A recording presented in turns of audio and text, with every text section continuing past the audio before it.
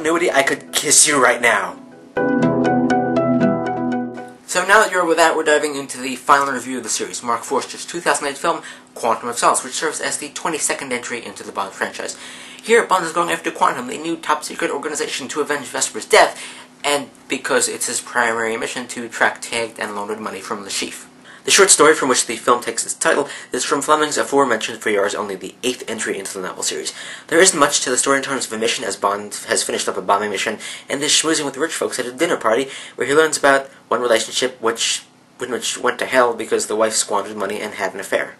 Wait, that's a Bond story? Yeah, not all Bond stories have to be, Bond chasing after megalomaniacs and evil organizations. So, the film picks up right after the events of Casino Royale, with Bond escaping from goons and Italian policemen to get Mr. White to an MI6 interrogation facility in Siena, Italy.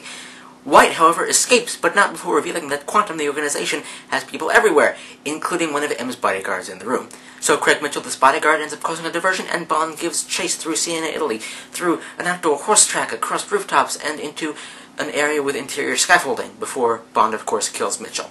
The main message of the story Bond hears is that marriage fails in the spy world, even though Bond says he has no intention of getting married, but we all know where that goes, and even though Masters, the civil servant, isn't a spy.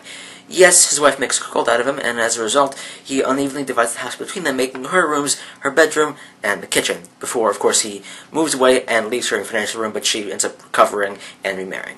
And the whole Quantum of Solace thing is this fictional theory about how relationships are over when there's a lack of humanity and consideration between two people in the relationship, like Masters and Rhonda.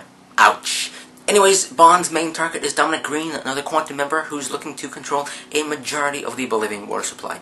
And Bond also teams up with Camille, a Bolivian Secret Service agent, because she is out for revenge against General Medrano, the former Bolivian leader, because he killed her family and left her scarred. Now that the plot is out of the way, we can actually get to picking apart the film. It's a decent follow-up to Casino Royale, but it's bogged down by the writer's strike, the obvious CGI, and the frenetic action sequences. It's just all chaotic, really.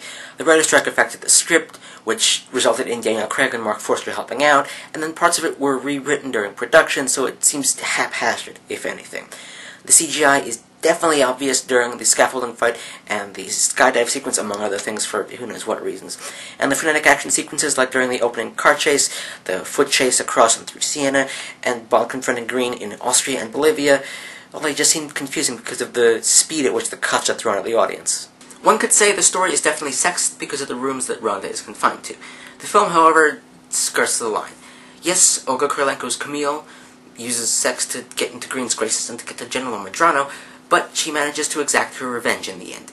However, on the other hand, you have Strawberry Fields, the MI6 agent stationed in Bolivia, played by Gemma Arterton, who sleeps with Bond for no apparent reason, and then comes to his aid at a dinner party, or tries to at least, but Quantum gets to her after that and gives her the gold figure treatment, with oil. And the dancing women return in the title credit sequence. But getting away from that, what the film does well is portraying the shades of grey and moral ambiguity. Matthew Almerich's Green isn't a caricature of the previous Bond villains, and neither is Medrano. They're just sleazy businessmen and politicians. And the ambiguity comes into play with CIA South American Section Chief Greg Beam and the returning Felix Leiter, who must decide between whether it's right to do his job, which includes capturing Bond and having covert dealings with Green, and, doing what's right, which includes helping Bond capture Green. The film continues globe hopping, starting in Italy and making stops in Haiti, Austria, and Bolivia before closing out the Vesper arc in Russia. And frankly, the clandestine Quantum meeting at the opera in Austria is probably my favorite sequence of the whole film, just because it seems like it's out of a spy novel, what with a clandestine meeting in this huge public area, and that's kind of why, I guess. And the film is all about achieving and dealing with closure, as Camille gets hers by killing Medrano, and Bond gets his by the end of the film. However, Bond really isn't as vicious and bloodthirsty in this film, as his main kill is the Bolivian police chief, because the police chief had Mathis killed.